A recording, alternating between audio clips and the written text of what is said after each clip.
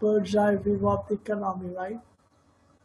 So for business Hello. leaders, for business managers, it is very important that you are able to read the macroeconomic variables and the impact of that on the decision making, right? How these factors influence your decision making in business organizations, right? So this is very important now. If you see now, after the budget, there is a discussion of the impact of the budget, right? So here, how the interest rates, how the tax rates, how the exchange rates influence your decisions. This is very important, right, for decision making, right? Now, to begin with,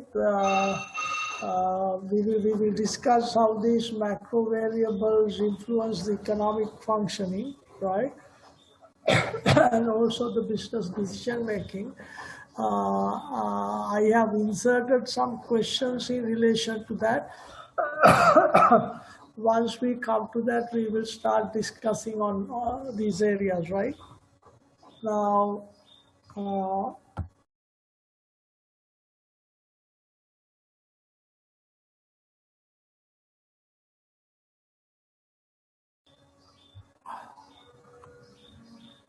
now,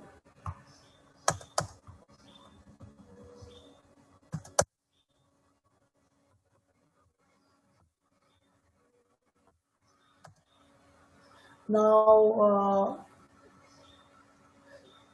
there are various macroeconomic indicators, as I have said, growth rate. Now you see, from 2015 to 2019, our growth rate declined. 2019, it was around 2.4. Now, because of this COVID pandemic, the predictions are that the growth rate is going to be minus this time. Growth rate is going to be minus. Not only in Sri Lanka, many countries will experience minus growth rate, right? So it's very important we understand the growth rate, what is the rate of inflation, right? The rate of inflation, for example, if it is double digit like 15, 20, that is very sort of harmful to the economy and also especially for business decision making. And what is the rate of unemployment, right? Okay, what is the rate of unemployment? Now you see, COVID pandemic also made this exchange rate fluctuate drastically, right? In fact, one time the dollar rupee rate reached a level of 199 to $1, but of course, once the government curtailed imports and all that, again the rate improved and now it is somewhat stable. Interest rate, of course, recently the government drastically reduced the rate of interest. The now it is very sort of lower level. One reason has been the government wants people to borrow and invest. But of course, there is another side of the coin that is, like for savers, this is disadvantages, right?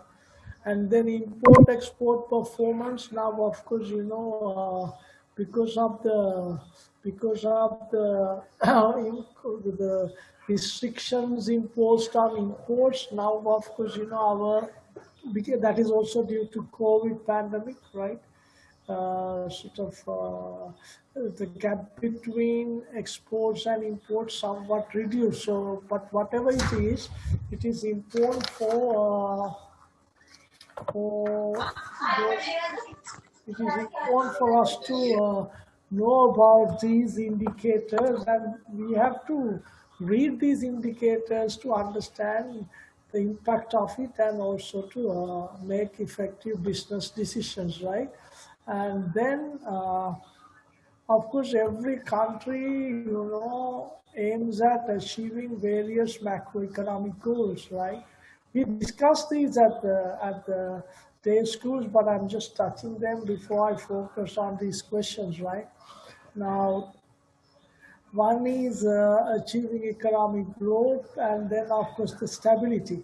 That means we have to minimize the way the economy fluctuates. For example, 1 year experiencing a growth rate of, let's say, 9 to 10%, and the next year if it drops to 2%, then there is no economic stability. Fluctuation is too high. So we try to sort of maintain this, sort of minimize these fluctuations and maintain economic stability. And also controlling inflation is another macroeconomic goal, right? Normally to maintain inflation rate at a stable rate, especially at a single digit below 5%, maybe 2 to 3% is desirable, right? So achieving inflation is achieving price stability or controlling inflation is another macroeconomic goal. And then of course achieving full employment of resources. Now when we talk about this aggregate supply, we normally look at the total output at the full employment level, right? So the achieving full employment level, also achieving balance of payment equilibrium. Now, every country has an account sheet, balance of payment account that consists of current account, the capital account, and the financial account, and it records the transactions that the country sort of engages in with the outside world, right? So any activity that brings money recorded as credit, any activity that sends money out of the country recorded as debit. So the balance of payment equilibrium is another macroeconomic goal. So achieving economic growth and stability, achieving price stability, achieving full employment of resources, achieving balance of payment equilibrium are the major economic goals of a country, right? Right. Now, see now, for a country to achieve these macroeconomic goals, they use various policy tools, right? So one such policy tool available for the government is to use fiscal policy, right? Yeah, you have contractionary and expansionary fiscal policy. Then you have monetary policy that aims at money supply and the interest rate. And then the supply side policies where the policies are used to increase the aggregate supply. Now you can use mixture of these policies to achieve the macro goals that I mentioned above, right? Now, for example, say that the country's economic growth rate is lower, then it can use expansionary fiscal policies. That means government can pump more money into that through various projects like infrastructure development and all that. But remember, government expenditure should be channeled towards expanding capital, roads, ports, airports, factories, that kind of thing. Not wasteful, unnecessary expenditure will put more pressure on the economy in the long run. And also the reduction of taxes, right? Now, remember, when you reduce the taxes and increase the government expenditure, that increases the budget deficit, right? So budget deficit, of course, you look at it as a percentage of GDP now. Budget deficit is okay as long as this increased government expenditure is used to enhance the capital development of the country. And then when the capital is developed, there'll be longer term higher growth, right? But if that does not happen, that will be a problem, right? So opposite is the contraction in fiscal policies. They are reduction in government expenditure and increase in taxes. Now, at a time of inflation, if the inflation rate is too high, the government can very well use these contractionary fiscal policies like reduction in government expenditure and increase in taxes, etc. Right? But remember, there too, when the government reduces the expenditure, it will have to reduce the expenditure on these non-productive things, right? Not on capital expansion. If you cut down expenditure on capital expansion, that will retard the economic growth in the long run. So that kind of action is not desirable, right? So here it's what is important is for the government to balance these policy decisions to ensure or to achieve whatever the macroeconomic goal that government is giving priority, right? Okay, and then the monetary policies, there are two. You have expansionary monetary policies and contractionary monetary policies. Expansionary monetary policies are a reduction in interbank. Through the expansionary monetary policy, the government or the central bank aims at increasing the money supply. There, of course, the reduction in interbank lending rate, reduction in reserve requirement of commercial bank. This will increase the money supply of the economy. And then, of course, the open market operation, where the central bank buy back bonds and securities held by the public. Now, people buy bonds and securities. So, what the government or the authorities would do is they would buy back these bonds and securities from the people, and that through that they can pump more money into the economy. And then, of course, the liberal credit policy. Now, of course, if you look at what the policy that prevails in this country, that's in a way, I'm not saying too liberal, because these private banks, it's very difficult for you to obtain loans, but the government is trying to encourage or trying to create a liberal kind of credit policy where people find it somewhat easier to obtain loans. So these are the expansionary monetary policies. So the opposite is the contractionary monetary policies. Opposite are these. There, of course, the government or the authorities aim at reducing the money supply. The opposite, increasing interbank lending rate, increasing interbank lending rate, increasing reserve requirement. Now, see, every commercial bank will have to keep set aside certain part of their deposits as a reserve. Let's say 10% of their deposits. So if you increase the reserve requirement from 10 to 12, the banks will have to set aside more money. Then these banks will have less money to be lent. So the money supply in the economy will come down. So the open market operations opposite that of expansionary monetary policy, where the authorities will sell, not buy back, sell bonds and securities to the public and thereby mop up excess liquidity in the system, right? And also tighter credit policy. People will find it difficult to obtain loans from banks. So these are the contractionary monetary policies aiming at reducing the money supply. Now, suppose the country is experiencing very high inflation, the government or the authorities might pursue contractionary monetary policy, right? Then, of course, before this, you have seen supply side policies. Now, supply side policies are to increase the aggregate supply. If you look at this, right? Now, say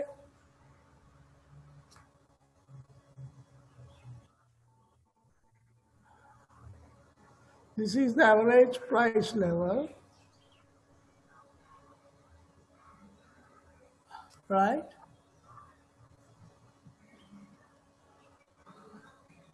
This is the output of the income, right?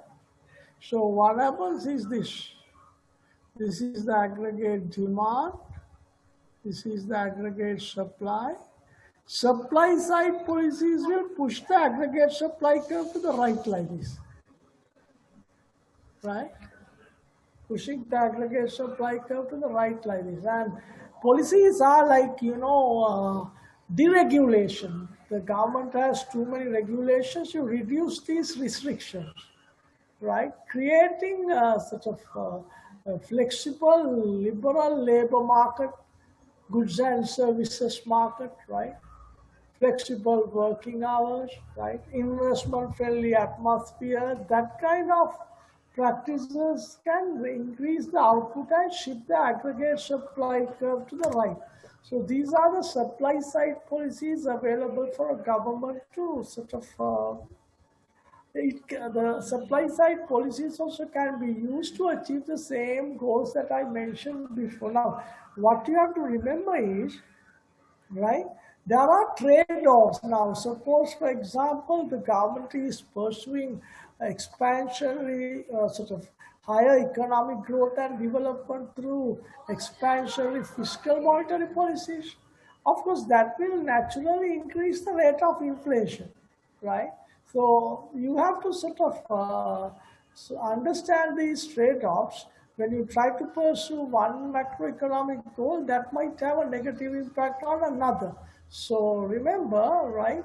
Uh, you have to sort of strike a balance in using the right policy mix to achieve relevant economic goals, right? Okay, right. Now, of course, economy has four spending sectors, right? Consumer sector, the consumption; the business sector, the investment; government sector, the government expenditure; and the net exports. Now, if you take these four spending sectors: consumption sector, consumption, right? The consumer sector, consumption, right?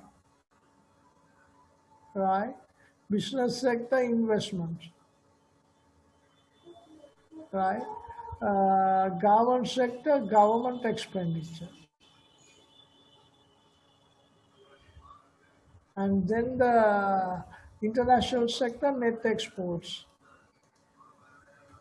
Now all that is channeled towards total goods and services, total goods and services produced in the country.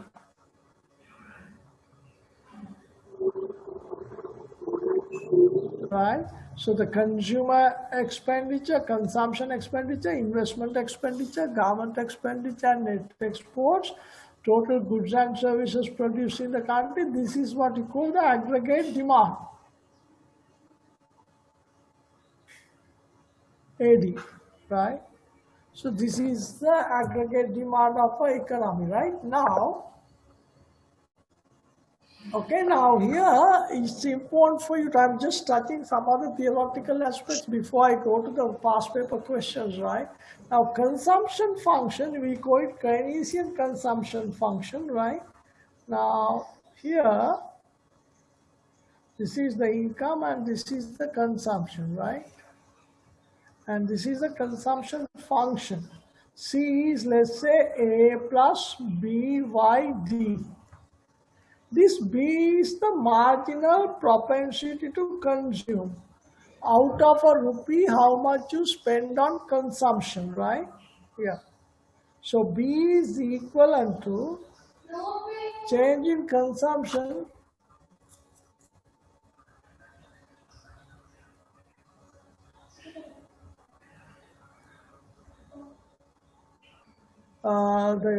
B is equivalent to change in consumption over change in income. Out of a rupee, how much you spend on consumption, right? YD is the disposable income, right? Disposable income. This A is we call autonomous consumption. Autonomous consumption. That means when the income is zero, what is the level of consumption? Right? This is we call autonomous consumption, right? The consumption, the expenditure when the income is zero, right? Okay? Right. Now here C is A plus BY. Here this is change in consumption over change in income. The B marginal propensity to consume.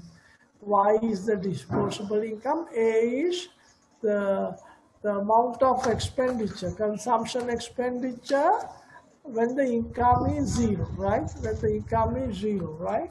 Okay, right? So remember the marginal propensity to consume, it's going to be in between 0 to 1. Let's say the MPC is 0.8. That means out of a rupee, you are spending 80 cents on consumption. If it is if you're spending 80 cents on consumption, 20 cents goes to the savings, right? So the MPSC is 0.2, right? Yeah, MPC plus MPSC is equivalent to 1, right? Because out of your income, if you look at this, out of your income, part of that is consumed and part of that is saved. So that means if the change in income is equal to change in consumption over change in savings. So if you divide this by delta y, if you divide this by delta y, delta y, delta y, delta z over delta y, plus delta s over delta y. So delta y over delta y is 1. Delta c over delta y is MPC. Delta s over delta y is MPS. Right? So MPC plus MPS is equivalent to 1. Right? Here, out of your income, if you look at this one, out of your income, part of that is consumed and part of that is saved. So savings is equivalent to, right? Savings is equivalent to y minus c, right? That is how the equation is developed, right? Okay, right. Now, see, A is the autonomous consumption expenditure when y is equal to 0. B is the marginal propensity to consume. D is the disposable income, right? Okay. Now, disposable income is equivalent to y like this, right? YD is equivalent to y if there is no taxes or no transfers. Remember, if you have no taxes and no transfers, disposable income is equivalent to income. But if you have taxes, to get the disposable income, you have to reduce taxes from the income, y minus t. If you have both taxes and transfers, to get the disposable income, you have to deduct the taxes and add the transfers, right? So that is how you work out the disposable income, right? Right. Now see the savings function, opposite yeah, if you have any questions, you can ask. If you have any questions, you can ask. If you have any questions, you can ask. Right, the savings function is opposite of that. Now, here, now if you look at this, what I draw, right now, here,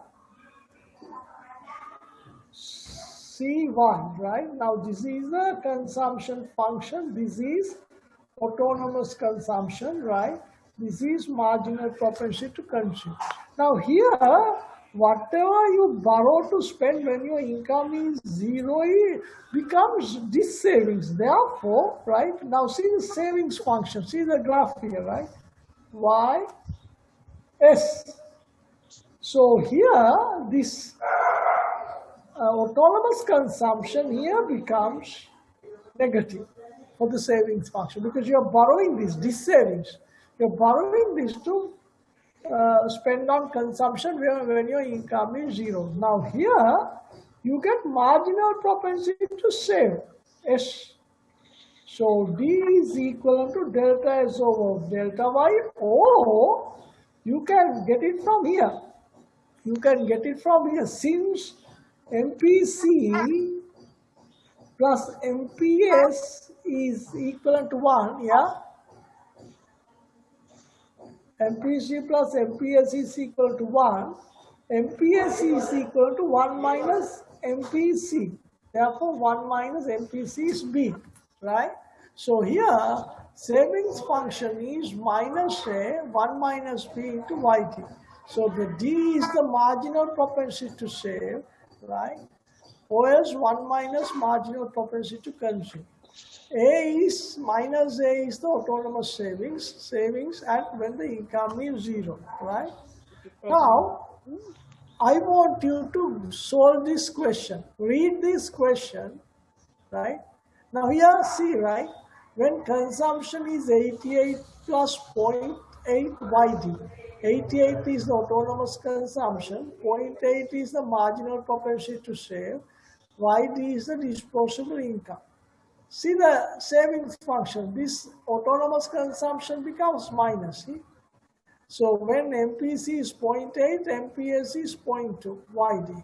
So here I have given if autonomous savings is equivalent to minus 100, marginal propensity to consume is zero point 0.7, derive both the consumption and saving functions and define them using illustration. Now do that question, do that question here, do that question.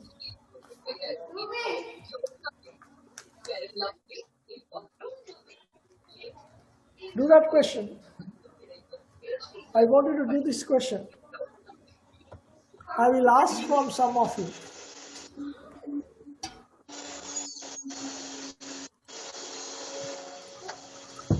Do that question.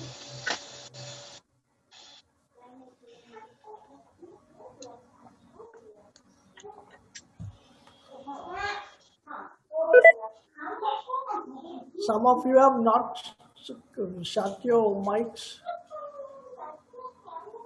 I hear various noises. Do that question.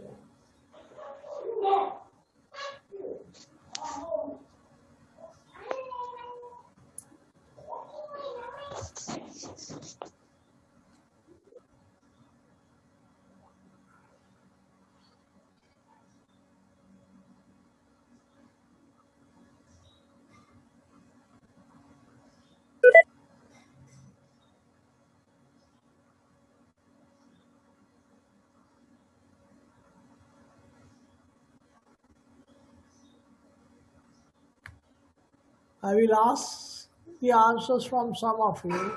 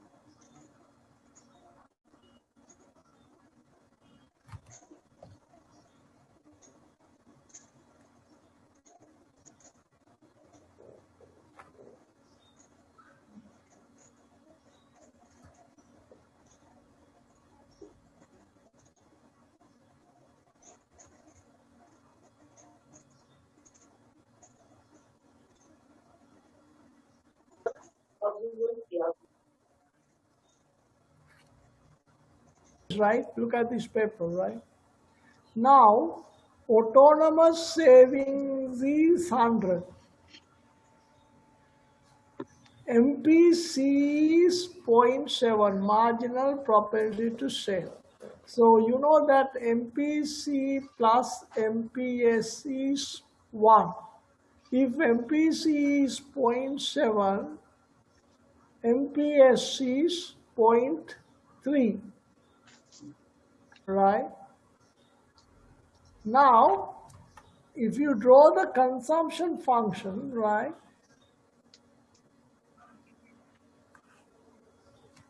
this is autonomous consumption, A bar, or A whatever, C is A plus B Y D. So if marginal autonomous savings is minus 100, right? Consumption has to be 100 here. MPC is change in consumption over change in Y, that is 7.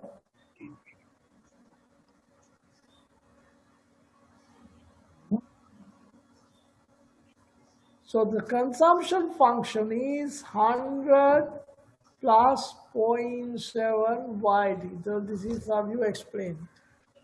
Savings function, right, goes like this. Here this becomes minus 100, minus A bar. Marginal propensity to save, change in savings over change in income, right, is equivalent to zero point 0.3. So savings function is minus 100 plus zero point 0.3 YD. So this is how you answer that question, right? This is how you answer that question, right? Now, see, one question that I have asked is what are the major macroeconomic goals of a country? Now, can some of you answer? Can some of you answer? Mr. Krishan Chandiva?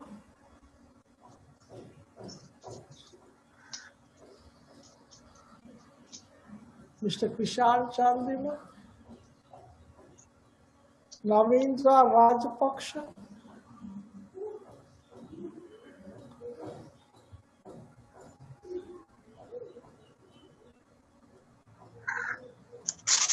Mr. Chandula?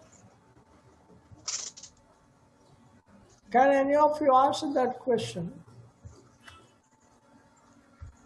Can any of you answer that question? What are the major macroeconomic goals of a country? Right?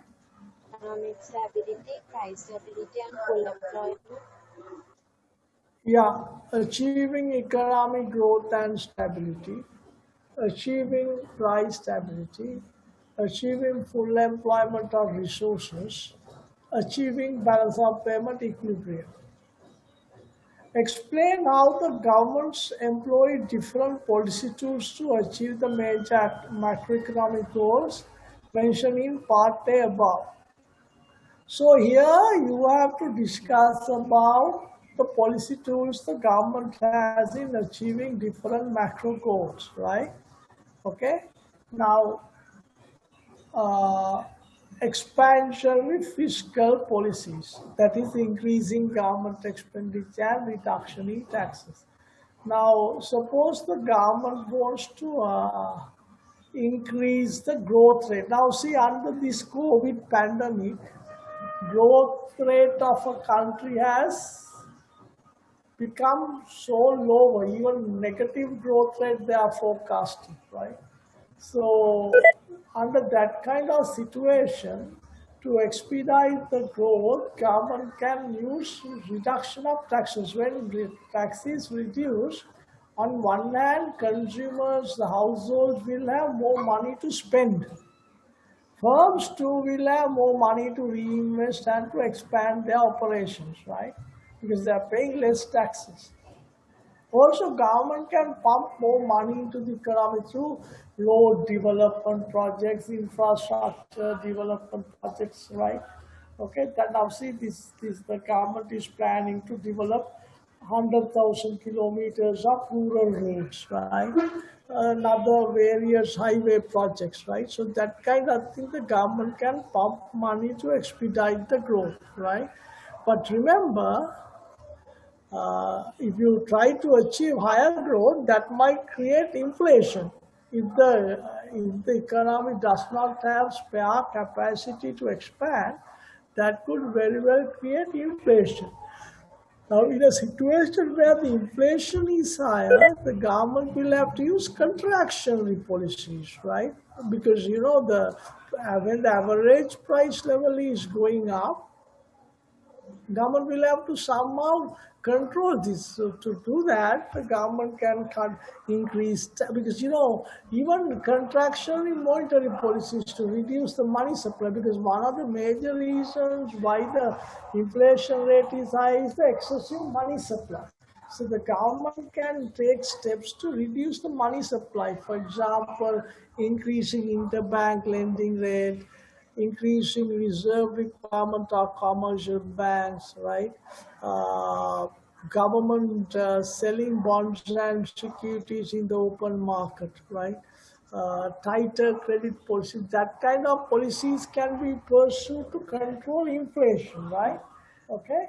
Now, suppose the even the supply side policies, I have told you, deregulations, making labor and goods and services markets more efficient, right?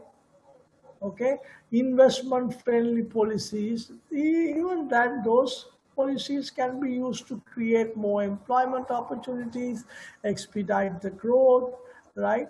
So even when the aggregate supply increases, that also will put downward pressure on the average price level, right? So there are various policy options available. Now, say the balance of payment deficit is high, right? Deficit time means what? Deficit time means more imports than exports, right? So government can control this through various policy measures, right? Now, for example, of this government, because of this COVID crisis, has decided to control, put restrictions on imports, right? Okay, through exchange rate policy, through other policy measures, right? The government can kind of try to control imports and also expedite exports, right? So you have to, in a question like this, you have to explain these various policy tools the government has, right? Okay, various policy tools the government has to achieve these goals. Now, suppose uh, the government is aiming at achieving higher growth at the same time controlling inflation. So there it can use expansionary fiscal policies and also supply side policies, right? Okay. So suppose the economy's inflation is too high, then the government can pursue contract policies or the contraction in fiscal policy. But as I have said, there are trade-offs when you pursue these policies, right? For example, when the government aims at achieving higher growth, that can have more inflation in the economy. When the government is trying to control inflation, that could reduce the growth rate of the economy. So there are trade-offs, right? Okay, there are trade-offs. Now, also when the government is pursuing expansionary fiscal monetary policies to increase the growth, that can increase the balance of payment in disequilibrium. There'll be a current account deficit, because with the growth, people's income will increase, and then the people will try to buy more imports. Like they will demand more goods from other countries, and that can increase the trade deficit. So, as I have said, there are trade-offs when you pursue one goal that can have a negative impact on another. So, you have to explain this with some examples, right? Okay. Now, for example, in before 2015, when the government was pursuing growth, one time they wanted to increase the money supply, and at the same time they were mindful about the impact on inflation. So instead of reducing the rate of, because that time the interest rate was anyway lower, so they didn't want to sort of further reduce the rate of interest. So what the authorities did at that time was reduce the reserve requirement of commercial banks. Through that, they released 54 billion rupees to the national economy. So it's very interesting, right, to learn how the government this sort of manipulates various policy options to achieve different macro goals, considering the given status of the economy and also considering the kind of goals that they want to achieve. So you got to explain broadly with how these policies are used to achieve different goals, right? Okay, right.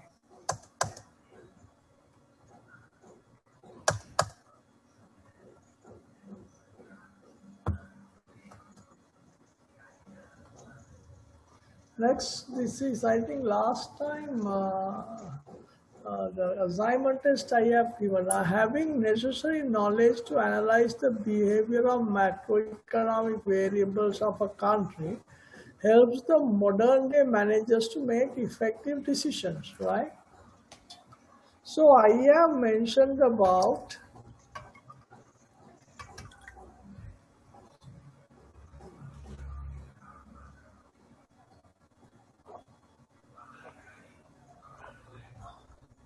I have mentioned about different macroeconomic indicators. For example, rate of interest, exchange rate, unemployment rate, inflation rate, all these are macroeconomic indicators, growth rate, right? So here you have to explain as a manager how these by reading the behavior of these macroeconomic variables how you can make effective business decisions, right? Okay, now for example, see now let's take for example rate of interest r, right?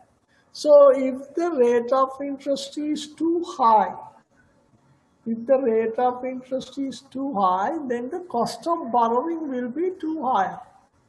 When you want to borrow money, if the interest rate is higher, you have to pay more as interest rate. Then, of course, if you want to borrow some money and invest that in a business, right, you will think twice because the cost of borrowing is higher, the rate of interest is higher. So what happens is at higher interest rate, the business firms will be reluctant to borrow and to invest this money to expand, right? So same goes with having lower, sort of opposite happens when the rate of interest is lower. For example, at lower rate of interest, right? At a lower rate of interest, the people tend to borrow more, and that might enhance the level of investment, thus the economic growth of the country, right? But remember, there is another story, another side to this story, that is, savings, because the level of savings is the major investment source, major sort of funding source for investment. Say the amount of savings we normally look at as a percentage of GDP. And our CPI it fluctuates between 18 to 20% of GDP, whereas countries like Malaysia, the savings rate is I think roughly around 40 or above 14% or above of the GDP. So they have a large amount of funds available to be channeled for investments. So if you don't have sufficient savings to channel for investments, either you got to seek foreign funding or borrow from outside, right? So when the interest rate is lower, since opportunity cost of holding money is lower, people will not save much, right? So then of course there will be less amount of money available for investment. So that side of the story is there as well. So however, reading how the interest rate fluctuates. Now, for example, nowadays, because of this COVID pandemic and the difficulties people face, and also to revive the economy, government has deliberately pursued lower interest rate regime that is comparatively lower. But yet, this lower interest rate may not expedite the investments as we desire, because the interest rate is not the only thing that would determine the investments. Other kind of, like whether the situation that must be is conducive for people to invest. because now because of the COVID pandemic, people are hesitant to invest. So only having lower interest, whether that could be sufficient for the people to sufficient to encourage people to invest. So that is also has to be taken into account, right? And then think of exchange rate, right? Exchange rate. Now, if the exchange rate is high, that means the rupee is depreciating. That means every dollar we will have to pay more rupees, right? Now, arguably, when the rupee depreciates, right, foreigners for every dollar they will get more rupees. So arguably, this should increase our exports because in terms of dollars, the price will come down because when the rupee depreciates. But the thing is, the nature of the goods that we export, they are not price elastic, they are price inelastic. Just because the price becomes lower for foreigners, they are not going to buy much of what we export, like tea, garments, all that. Now, let's say for a man who drinks 3 cups of tea per day, right? When the dollar was 180, $1, 180 rupees, will not increase the amount of tea that he or she drinks when the exchange rate becomes $1, 190 rupees, right? So that import export elasticity matters. So even this behavior of exchange rate is very important for the managers to decide, especially if they are engaging in import-export trade. Now, suppose that you are engaging in import trade. So the rupee depreciating means every dollar you will have to pay more rupees. Therefore, all what you import, you will have to pay more. So the price of imports will go up. Not only that, now let's say price of oil because we pay in terms of dollars. So when the rupee depreciates, every dollar, right? Every dollar you will have to pay more rupees. So that means the price of a barrel of oil will go up. So when the price of a barrel of oil goes up, everything else the prices will go up. Not only that, now think of some, now for example, say that you are running a garment factory. You are not producing all the inputs locally. Some of the inputs you will have to import from other countries.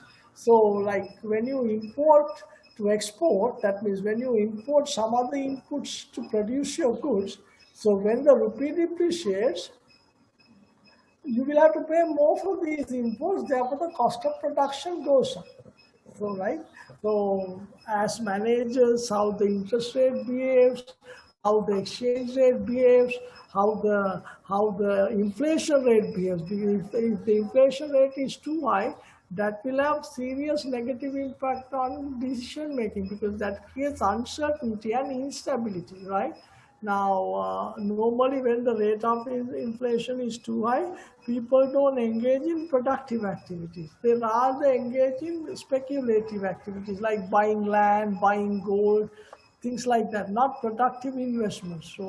So high inflation also matters, and you will have to kind of look at the behavior of these to make decisions, right? Growth rate. If the growth rate is higher, that means there'll be more income for people, and that will increase the demand in the economy, and that will make make your goods and services, so the goods and services that you produce more attractive. So that might increase the demand for such goods, right? So that kind of thing will happen. So if the growth rate slows down, opposite will happen, right? So remember,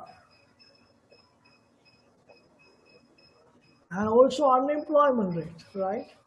And also unemployment rate. So if the unemployment rate is too high, that means there'll be more people not working. So that might reduce the buying power of people because if you don't work, people don't have money, right? So and also on the other side, that might make the labor cheaper because so many people are not working and they're willing to engage in any kind of employment irrespective of the wage rate, right?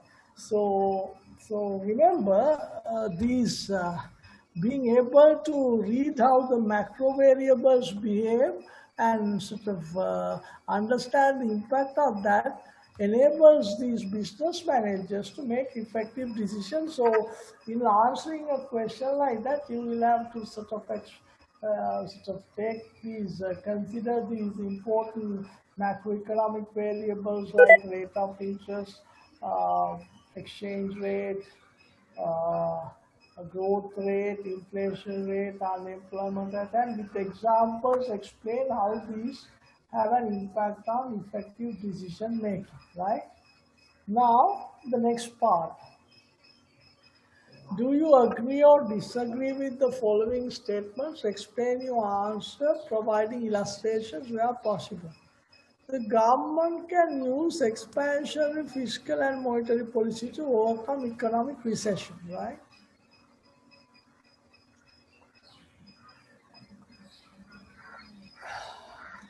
What is economic recession now? This is business cycles, right? Now, look at this, right?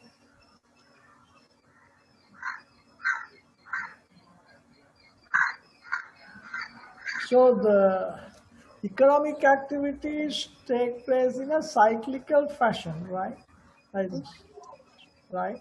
Economy is declining, recession and depression, and economy is booming, recovery and prosperity. This is the peak, and this is the trough, trough, peak, right? So when the economy is declining, we go recession, right? Output declining, unemployment going up, right? So, sort of less demand, low aggregate demand in the economy, so kind of uncertainty in the business or the economic environment, right? So in a situation like that, if the government wants to get the economy out of recession, surely the government can use expansionary fiscal policies and monetary policies like increasing government expenditure, reduction in taxes, reducing rate of interest, reducing interbank lending rate, right? Governments buying back bonds and securities in the open market. That kind of expansionary fiscal and monetary policies can be taken to get the economy out of recession. So that is correct. So the first statement is correct. So you have to explain what is recession, why the government can use, what are the expansionary fiscal and monetary policies, why these policies can be used to get the economy out of the recession. So that is how you answer the first part of that question, right?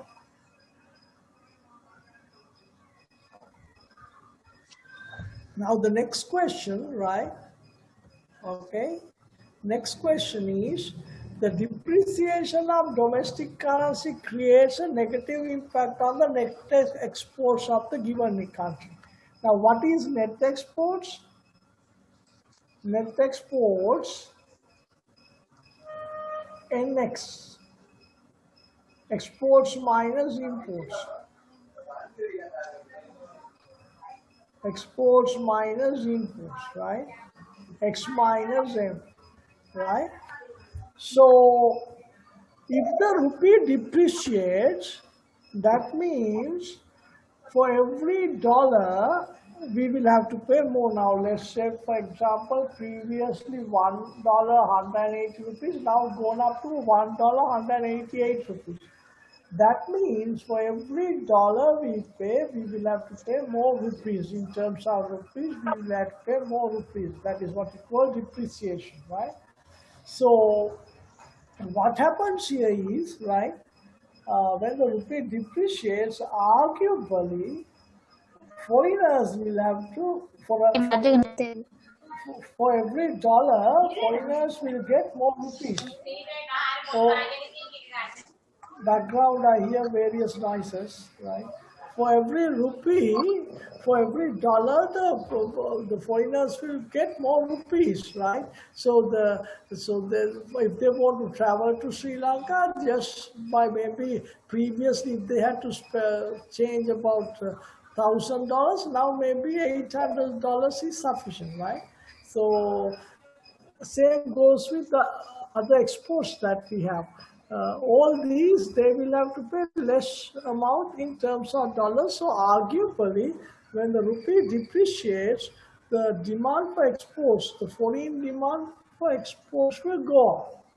Foreign demand for exports will go up, right? Uh, However, the domestic residents to buy imports, they will have to pay more. They will have to pay more rupees because the rupee has depreciated. For every dollar, they will have to pay more rupees, right? So uh, what happens is for imports now, because of the depreciation of the rupee, the cost of imports or the price of imports will go up, so there'll be less imports.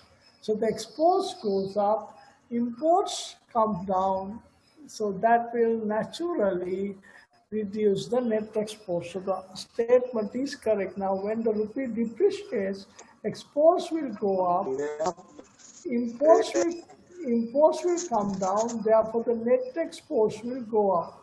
So the depreciation of currency arguably will have a positive impact on the net exports, right? So that is also correct, right? Third question, the higher the marginal propensity to consume, the higher is the expenditure multiplier. Now, what is the expenditure multiplier? Expenditure multiplier for two sectors is 1 over 1 minus B. Or else you call it 1 over 1 minus MPC. Okay? So the expenditure multiplier is 1 over 1 minus B. I hear various noises from the background, so you better mute your mic. You better mute your mic.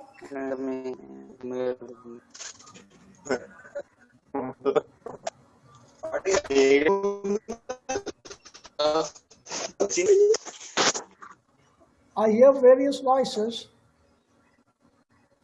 So the expenditure multiplier is 1 over 1 minus B or 1 over 1 minus MPC. 1 over 1 minus MPC is MPS. MPS, right? So the expenditure multiplier, you can see here, 1 over MPS. 1 over MPS. So when you can see, now suppose MPS is, I hear various sounds from the background. I hear various sounds from the background. If you can mute your mic, that is convenient for all of us, right?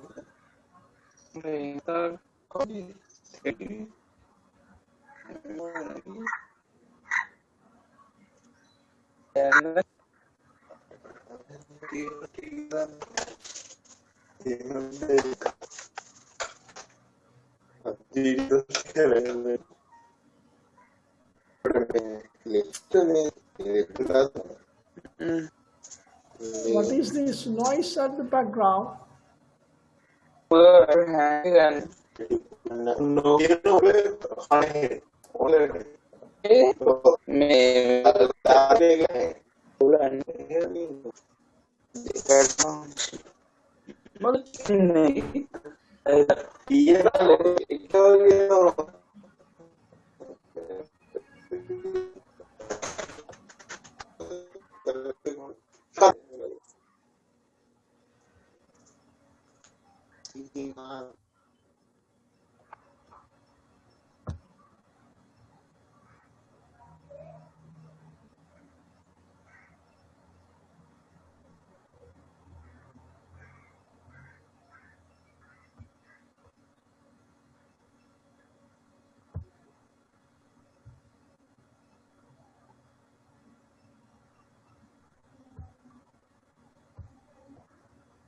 Right now, right?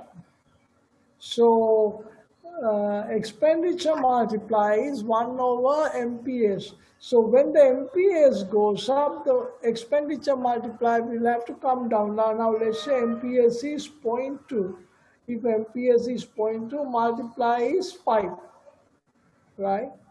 Now let's say the MPS is zero point 0.4. Then the multiply is, right,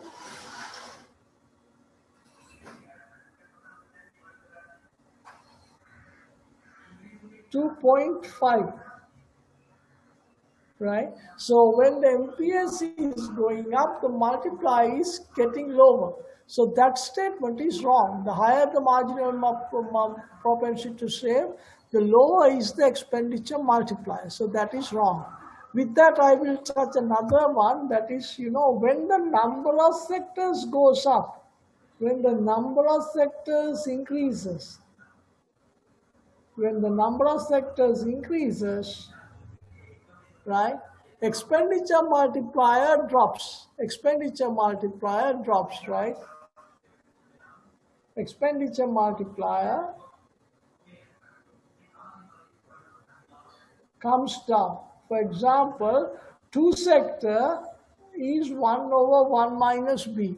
That is higher than the three sector multiplier 1 over 1 minus B, 1 minus T.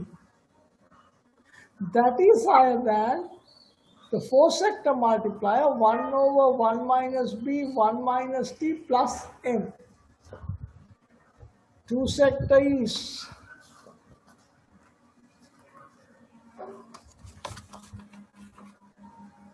two sector multiplier is 1 over 1 minus B, which is higher than the three sector multiplier 1 over 1 minus B, 1 minus T, which is higher than the four sector multiplier 1 minus B, 1 minus T plus M. Why? Here the only leakage is savings. Here the only leakage is savings. Here you have both savings and taxes as leakages, right? Here you have savings, taxes, and imports. All these are leakages. All these are leakages, right? So the as the number of sectors increases, the value of the expenditure multiplier comes down, right? Now I come to a question. Now I come to a question, right? Right. What is meant by four-sector circular flow of income? Explain using illustrations, right? Details of a three-sector economy given here, right? Okay. Calculate the equilibrium level of national income using both consumption function and savings function. Separate. I will give you 5 minutes for you to work on this. Try on your own. First, you have to show, right, four sector circular flow of income, and then try the first part of this question on your own. Then I will explain because I want you to try it on your own, right? Okay, try that. Okay.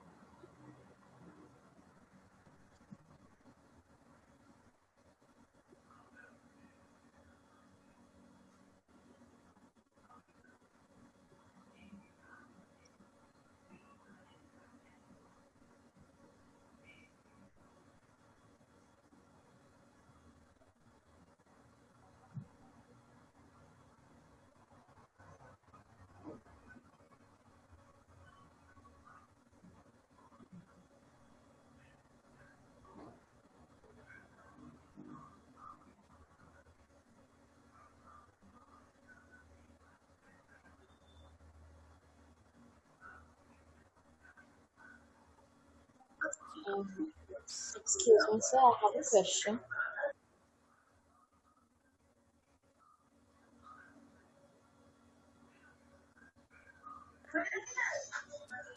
Sir, I have a question.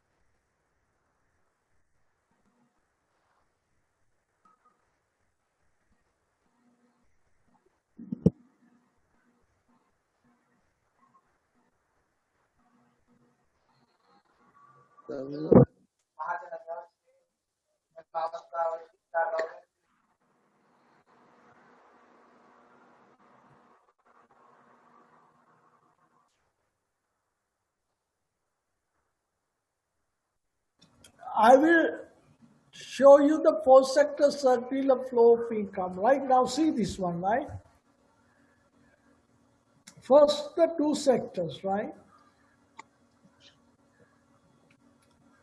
Households, households, right? Then you have the business sector, firms, right? Firms. Okay? Now, household sector's own factors of production that they provided to the business. Factors of production, right? Land, labor, capital, entrepreneurship, right? Business firms pay for these factors of production in cash. Payment for factors of production. Payment for factors of production. Okay? Business firms use these factors of production to produce goods and services that they offer to the goods and services.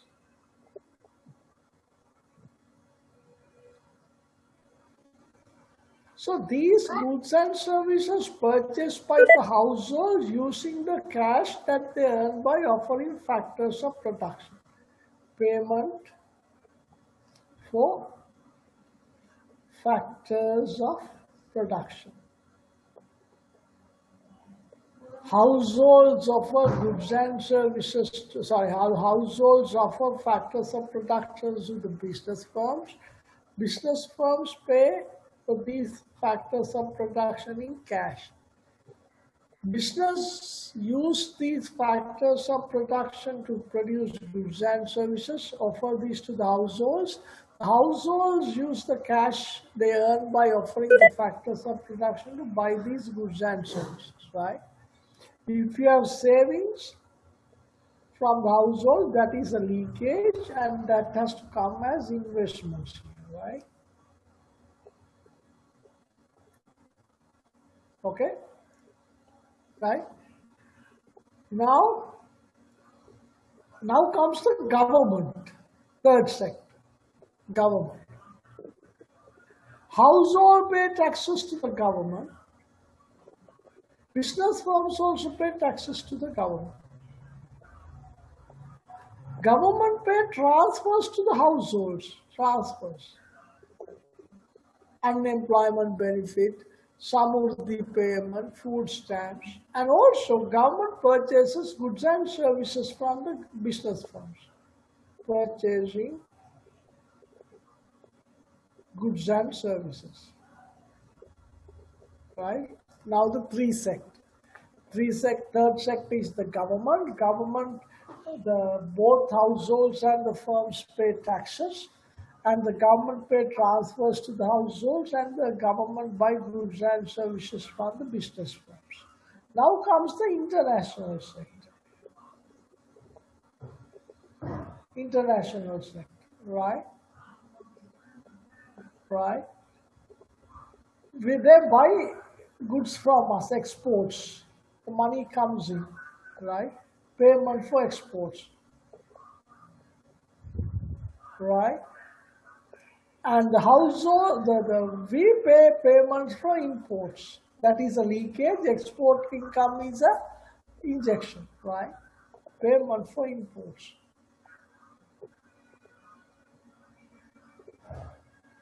This is how you show the four sectors circular flow of income. Two sectors are households and the business, right? Households offer factors of production to the business firms, land, labor, capital, entrepreneurship. Business in turn make payment for these factors of production. Business firms use these factors of production to produce goods and services and offer them to the households. Household use these cash money they earn by offering the factors of production to the business firms, right? Okay. Then comes the third sector, the government sector. Both households and the firms pay taxes.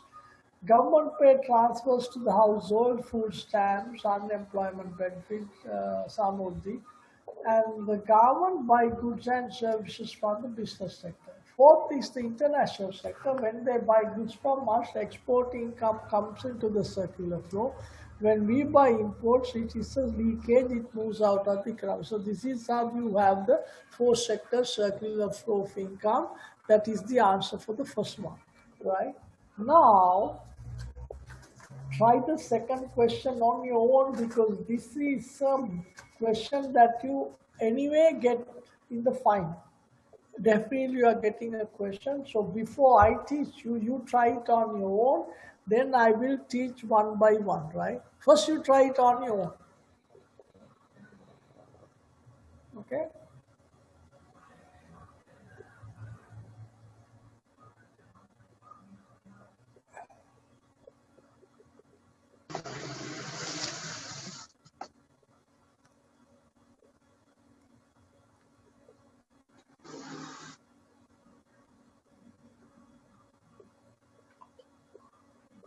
Excuse me, sir. Yeah, I have a question yeah. regarding a previous slide. If the depreciation of domestic currency increase the exports, how it has a negative impact on net exports? Now what is net exports? Export minus import. Yeah, yeah. So yeah, wait, right? So here the depreciation of domestic currency creates a negative impact on the exports. Now, of course, I have explained it correctly, but it is a positive impact, right? Not negative. You are correct. That means depreciation of the currency uh, makes our export cheaper for the foreigners, right? So therefore, foreigners will buy more exports from us, and for us, arguably, imports become expensive. Therefore, the imports will come down, right? So the net exports will improve. That means the gap between exports and imports will improve. I have explained it correctly, but I have just sort of what I had in my mind was that the statement has positive impact, right? I'll show you. Uh,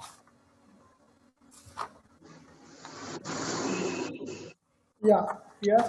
If you look at this, I have explained here exports going up, imports coming down, therefore the net exports improve. So this has a positive impact, not negative, because what I had in my back of my mind was that the statement has positive impact. So you are correct. Thanks for highlighting. It has to be uh, positive impact. So the statement is wrong, not negative but positive, right?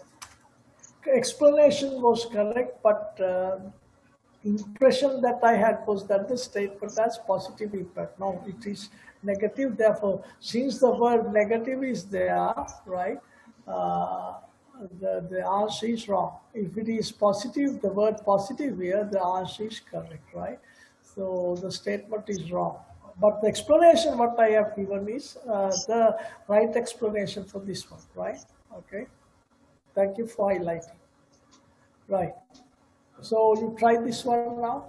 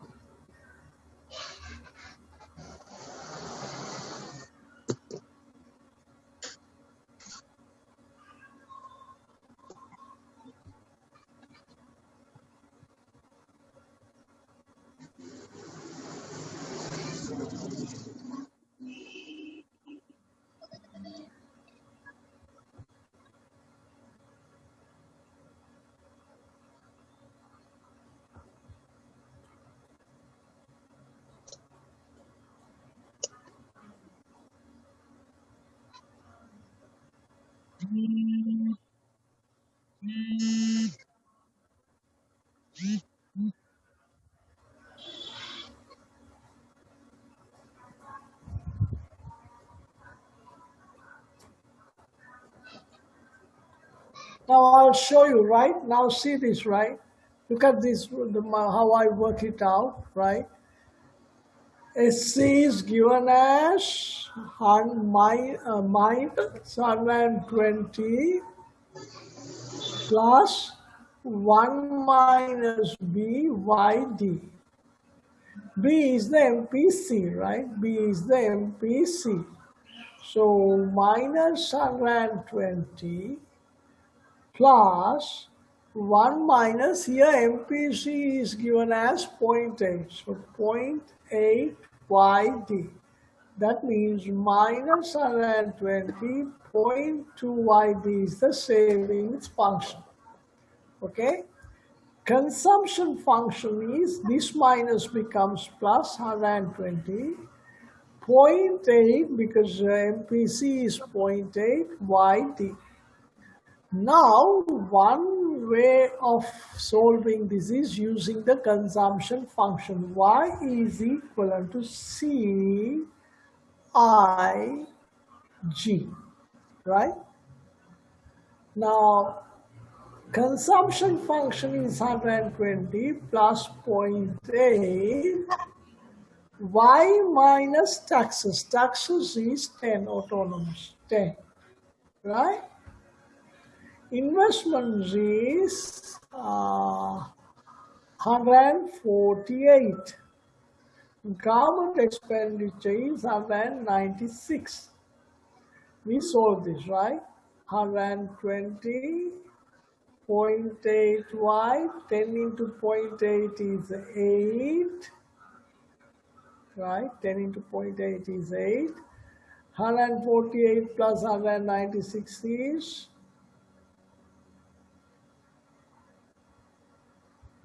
344.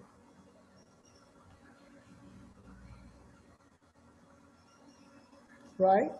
Now we take y onto this side. Y minus 0.8y is equivalent to 120 minus 8 is 112. 112 plus 344 is 456. Point to y is 456. Y is 4560 divided by 2.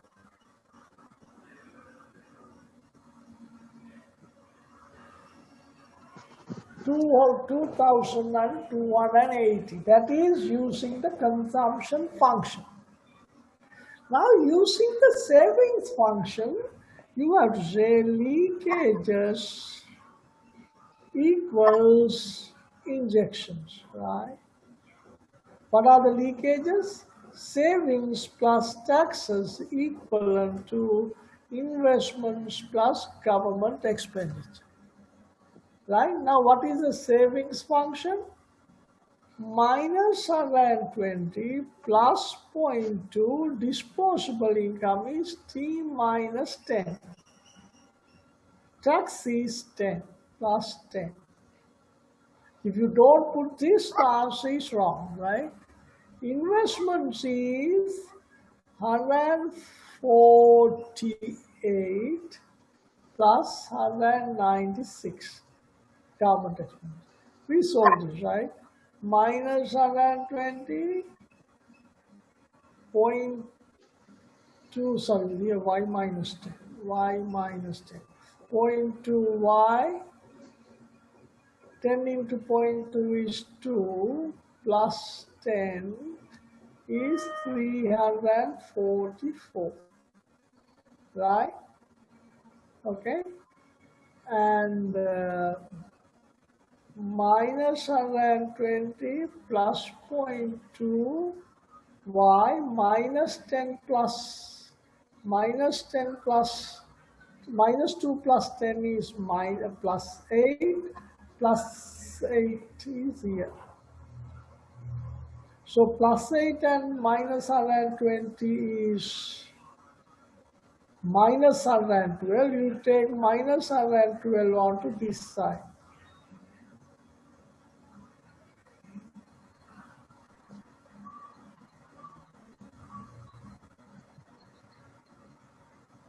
456 is to y. Y is Sir, 4, 5. so, Yeah. so we can't see the bottom of the page. Right, right. Now I will explain that again. So using the savings function, leakages is equivalent to injections. Leakages are savings and taxes. Injections are investments and government expenditure. So savings function is minus 120 plus marginal propensity to save is zero point 0.2, right? Marginal propensity to save is zero point 0.2. Disposable income is y minus taxes, which is 10, plus 10 is equivalent to investment 148, government expenditure 196. Now you simplify it. Minus 120, 0.2y, zero point 0.2 into 10 is minus 2, plus 10, 148 plus 196 is 344. So 128.2y minus 2 plus 10 is plus 8 is equal to 344 minus 120 plus 8 is minus 120 plus 8 is minus 112. You take that onto that side, that becomes plus. So 344 plus 112 is 456.2, y is 446, 56, so the y is 2020. So both answers using consumption function and the saving function must be the same. So the savings function, you got to go by the fact that say leakage is equivalent to investments, right? If it is three sector, savings, taxes plus imports equivalent to investments, government expenditure plus exports. But remember, if in the exam you are given you are asked to use both savings and consumption function to solve it, then you have to use both. Otherwise, you can use either one of them. Even the savings function is okay, the consumption function is okay. But if you are using this leakage is equal to investment equation, then you got to be very careful in dealing with these taxes and all that, right? Okay, now the next part too, I want you to try on your own. Then I will explain, right? You try it on your own, then I will explain. Now, before you touch it, just go to the question here. Now, suppose, right? You have to, for this three sector model, having taxes as autonomous, you have to find out the expenditure multiplier and the tax multiplier, right? Now remember, expenditure multiplier is 1 over 1 minus b, even for three sector model, when the tax is autonomous. When the tax is autonomous, right? Only when you have autonomous, only when you have uh, tax rate, marginal taxes, that becomes 1 minus t. But if you don't have this income taxes, you don't take 1 minus t in there, only 1 over 1 minus b. When you have autonomous taxes, it has to be 1 over 1 minus b, tax multiplier minus p over 1 minus b. So when you solve it, tax multiplier is always 1 less than the expenditure multiplier. Now see here, expenditure multiplier is 1 over 1 minus b, means b is 0.8. 1 over 0.8 means 1 over zero point 0.2, that is equal to 5. Here minus p is 0.8 MPC, 1 minus MPC is 0.8. Minus 0.8 over 0.2 is minus 4. See, always 1 less than the expenditure multiplier. Why there is minus? Because when the tax rate goes up, the national income comes down. That is why that is minus. Why the tax multiplier is lower than the expenditure multiplier? When the government spends, that directly comes into the circular flow. But when the tax goes up, people reduce both, their consumption and savings to pay taxes. So the savings do not come to the circular flow. Only whatever that is reduced from the consumption will reduce the impact on the circular, the national income. That is why the tax multiplier is less than the expenditure multiplier, right? Okay. Right, now you try the next part, then I will explain. Try this one. Afterwards I will explain, right?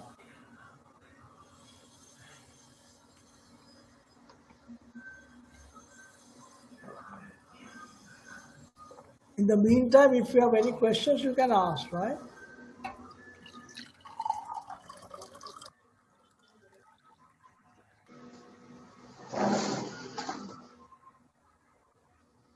It says, if the government introduces an income tax of 10 and transfer payments of 10 billion, right? Now here it is very, you have to very sort of understand this in addition to autonomous taxes, right? So in addition to autonomous taxes means now the tax becomes a function, because T, look at this, right? Autonomous taxes plus income taxes into Y. So what is it? Tax becomes 10 plus 10% means 0.1 Y. Then you have transfer payments of 10 billion, right? Now all these taxes and transfers come to the disposable income. We write it, right? Y is equivalent to C I G. What is C? 120 plus 0.8. Now you have to find out the disposable income. Y minus taxes. Tax is a function. Put it now. You've got to be very careful with these brackets, right? Otherwise, when you simplify it, they go wrong. So y minus taxes 10 plus ये 0.1 बरन y. की second they 10 plus 0.1 y. Plus the transfers. Transfers is 10. Because at the very beginning I showed you, I show you,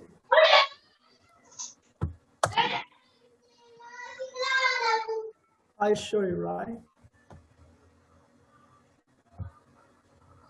Right?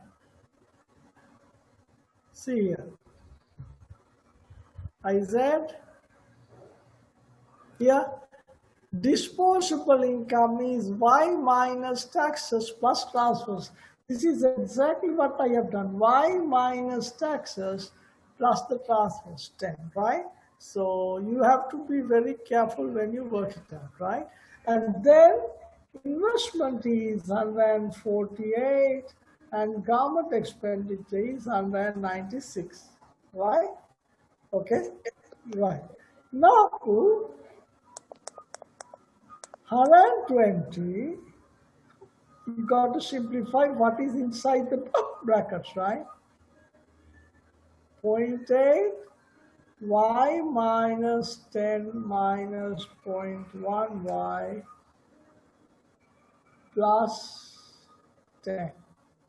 148 plus 196 is 344. Right? Now here minus 10 plus 10 cancel out. You got to be very careful with these signs, okay? Very careful with these signs, right? Okay?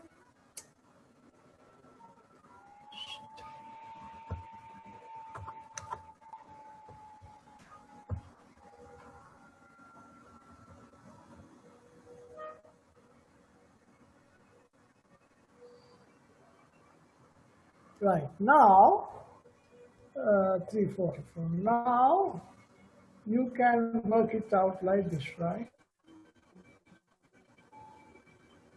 Y minus 0.1 y is 0.9 y.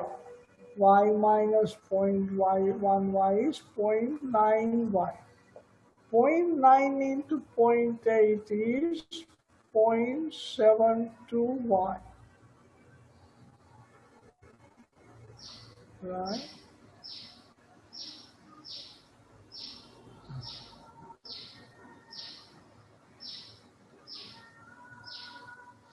Point 0.8 y minus 10 minus 0.1 y plus 10.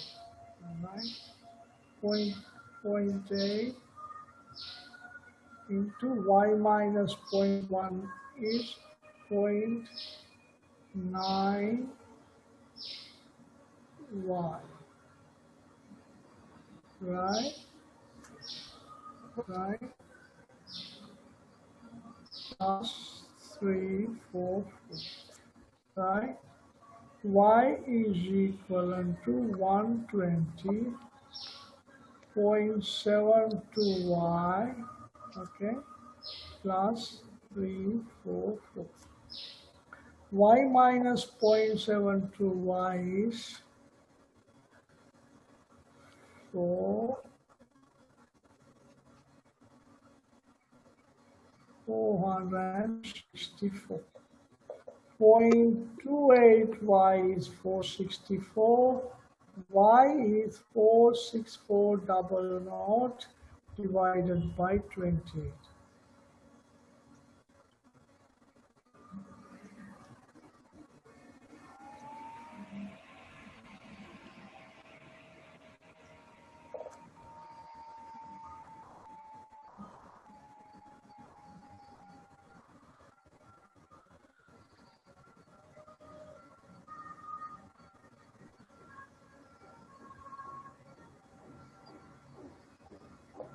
Thousand six hundred and 57.14. I will explain that again, right?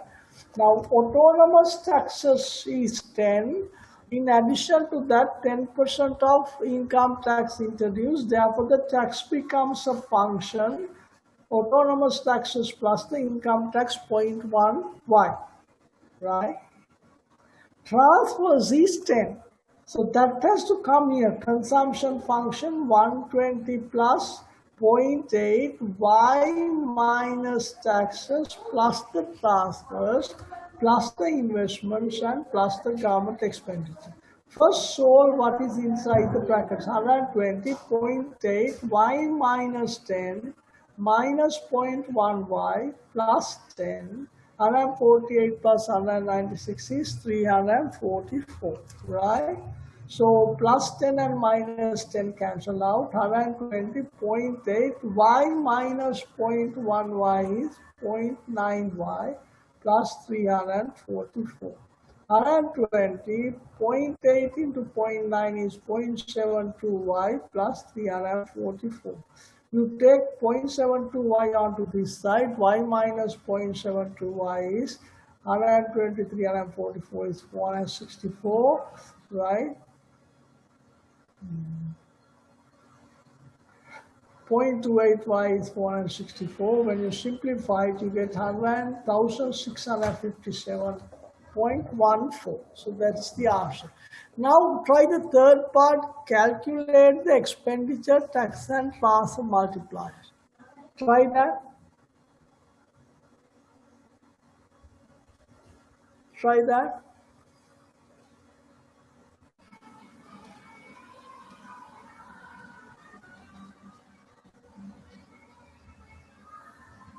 Is 1 over 1 minus b 1 minus t. Now why I have taken 1 minus t here? Because we have income taxes here. Remember, even if it is three-sector model, if there is no income taxes, only autonomous taxes, then this is only 1 over 1 minus b. But if you have income taxes, the expenditure multiplier will be 1 minus t here. 1 over 1 minus b into 1 minus t. The other thing is, when you solve it, you have to get this underneath 1. This is another way of checking whether you are right or wrong. Now let's see, right? 1 over B is 0.8, marginal propensity to consume. T is 0.1. Now always remember, some of the students, what they do is where they first deduct this 1 minus 0.8. That is 0.9, and then you multiply that by this. That is wrong, right? You have to first deduct 0.1 from 1. 1 minus 0.1 is 0.9. 0.9 into 0.8 is 0.72. 1 minus 0.72 is 0.28. As I said, this and this has to be always the same. So this is one way of checking whether your answer is correct. Now, tax multiplier minus b, 1 minus b, 1 minus t. Now remember, this 1 minus t is there because you have income taxes. If there is no tax rate, this is not taken. So now minus b is 0.8, 1 minus 0.8, 1.1. So minus 0.8 over 0.28, right? So you can solve this. Why we have minus here? Because when the tax imposed, the national income comes down. Now, transfer multiplier, instead of minus b here, it becomes plus 1 minus b, 1 minus t. 0.8, 1 minus 0.8, 1 minus 0.1. When you solve it, on top plus 0.8, underneath 0.28. So this is the answer for the third part. As I have said, this 1 minus t part is there because you have a tax rate. If you don't have a tax rate, then of course you don't have it, right? Okay, now the next one also I want you to do it, right? Now here, the important thing is now the economy has become four sector. Y is equivalent to C I G plus X minus M, net exports, export minus import. Now you solve it and then I will explain, right? Then I will explain.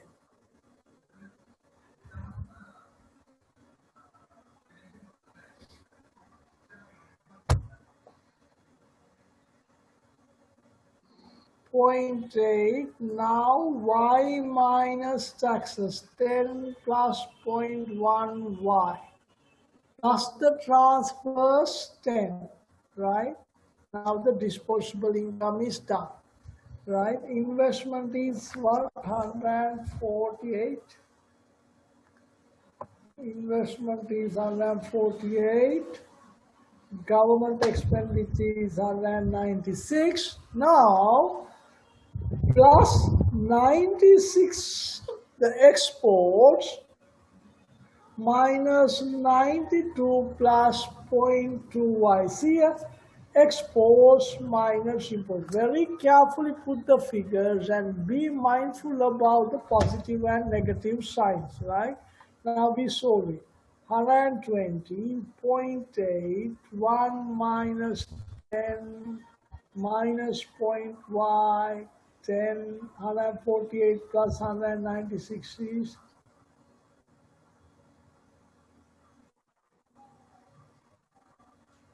344 plus 96 minus 92 minus 0.2y. Some of the students, what they do is they put minus here, they put the bracket, still they don't make it minus into plus is minus, they put plus here. Some, of course, they forget to put the bracket, so therefore they put minus 92 plus 0.2y, then the answer is entirely wrong.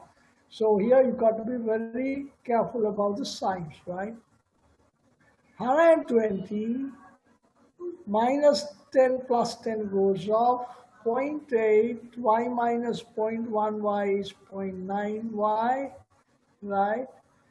96 minus 92 is plus 4. 344 plus 4 is 348 minus 0.2 y, right? 120 plus 0.8 into 0.9 is 0.72y. 348 minus 0.2y. Y minus 0.72y plus 0.2y is equivalent to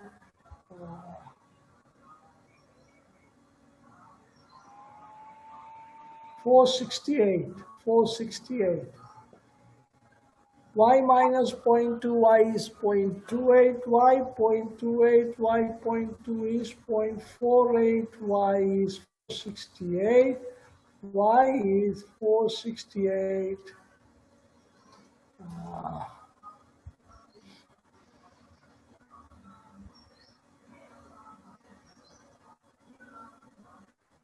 We will divide it by 12. 12 into 4, 4, 3, 36, 108. Answer is 975. Yeah, 3,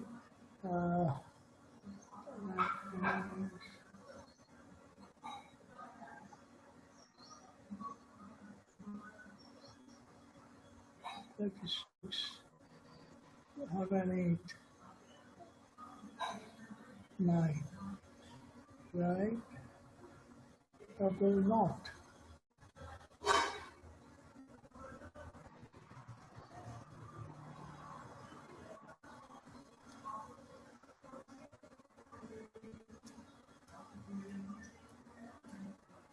Is it 975?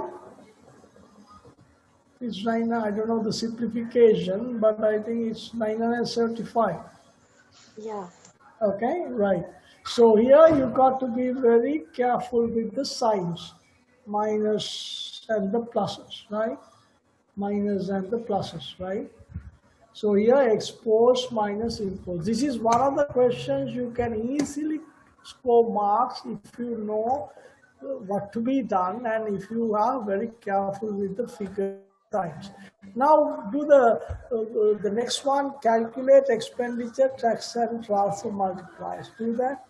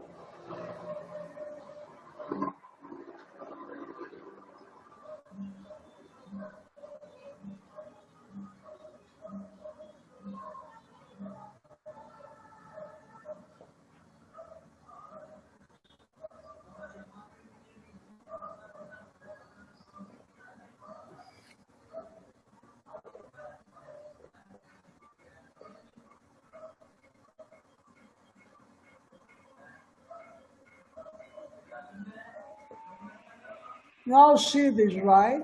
If it is 4 sector expenditure multiplier, 1 over 1 minus B, 1 minus T plus M. Now suppose there is no income taxes, then this has to be 1 over 1 minus B plus M. Always this part is there when you have income taxes, tax rate. Otherwise, you don't have it, right? So again, check whether you are right or wrong. You must get this figure at the bottom. Now let's see, right? 1 minus B is 0.8, marginal propensity to consume. T is the tax rate, 0.1. M is the marginal propensity to import, that is zero point 0.2 here. First, always solve what is inside the bracket. 1 minus 0.1 is 0.9. 0.9 into 0.8 is 0.72. 1 minus 0.72 is 0.28 plus 0.2 is 0.48. Always this must be the same. These must be the same. Now, tax multiplier minus B, 1 minus B, 1 minus T plus M. Then minus B is the marginal propensity to consume minus zero point 0.8. When you solve this again, 0.48. Transfer multiplier B1 minus B1 minus T plus M. Here instead of minus zero point 0.8, that becomes plus zero point 0.8 into 0.48. So this is how you work it out. Always these two must be the same. That is one way of checking whether your answers are correct. Right?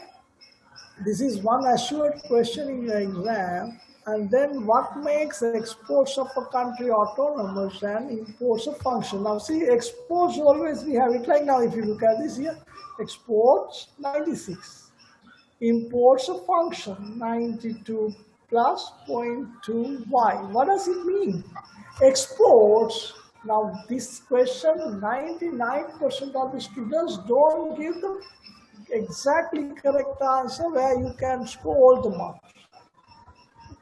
Close answers given scoring less marks. Now here, exports autonomous because exports do not depend on the domestic income. Exports dependent on the foreign income, income of foreigners. So that is autonomous because that is determined by the income of foreigners and the exchange rate, right?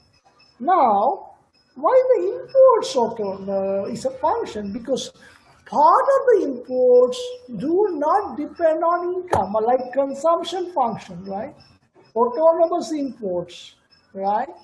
Then afterwards, every rupee, whatever you spend on imports, the part of the imports connected with your income is the marginal profit. Now here, every rupee, 20 cents spent on consumption. But 92 is that part of the imports that do not depend on your income, autonomous imports. So part of the imports are independent of your income, whether income is high or low, you will have to import, right? Part of the income, part of the imports are related to income. That is why the imports function exports autonomous, right? So that is the answer for this one, right? So when you solve a question like this, you have to be extra careful with the theory, the figures, the science, right? Excuse me, And sir. Could you please explain the expenditure multiplier again? How the answer sorry. expenditure multiplier? Could you So, please show? this is the expenditure multiplier. 1 over 1 minus b, 1 minus t into m. What do you want me to explain? Hello? The latter part of the equation. Latter part of the equation means? What is it? So have you got 0.48? So here, first you solve what is in the brackets. 1 minus zero point 0.1 is zero point 0.9, right? Okay? Yeah, that's clear. So zero point 0.9 into zero point 0.8 is what? 0.72. 0.72. So 1 minus 0.72 is what? 1 minus 0.72 is what? Tell me. What is it? What's the answer? 1 minus 0.72. Point 20, Point? Point? 28. 0.28. 0.28 plus zero point 0.2 is? Zero Uh, point 0.2 plus 0.28 is what? Zero point 0.2, 0.28. What? 0.48. 0.48, right? Okay, thank you, sir. Okay. So it's time for us to wind up, and next revision lesson also I will do a question similar to this and plus the ISLM, right? Okay. So we will meet next time, and thank you very much. Okay. Okay, thank you, sir. Thank you.